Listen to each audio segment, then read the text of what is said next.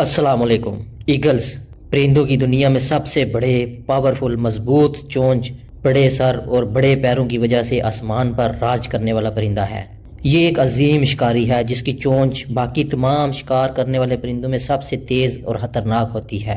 हैरानकुन तौर पर veg tailed eagle की देखने की सलाहियत इंसान से 2 गुना ज्यादा तेज होती है, जिसकी वजह से ये आसमान की बुलंदियों पर उड़ते हुए जमीन पर अपने शिकार को ढूंढ लेते हैं और फिर खामोशी से उस पर हमलावर होते हैं।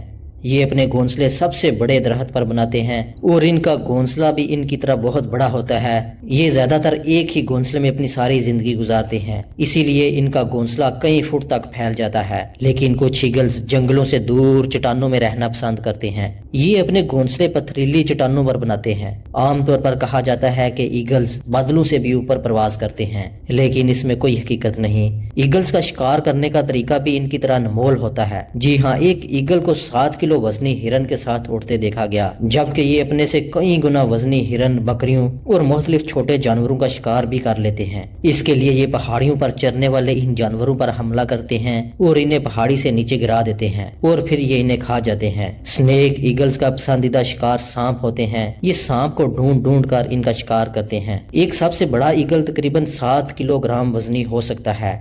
इसके विंग्स 7 फुट 2 इंच तक फैल जाते हैं, जिसकी वजह से ईगल्स कई घंटों तक आसमान पर बगैर परों को हिलाए प्रवास करते रहते हैं। अमूमन ईगल्स की उम्र 20 से 30 साल तक ही होती है, लेकिन एक कहानी जो कि हमें बताई जाती है कि एक ईगल जब 40 साल की उम्र में पहुंच जाता है तो इसकी चोंच इस काबिल नहीं रहती कि वो इसके साथ कुछ खा सके।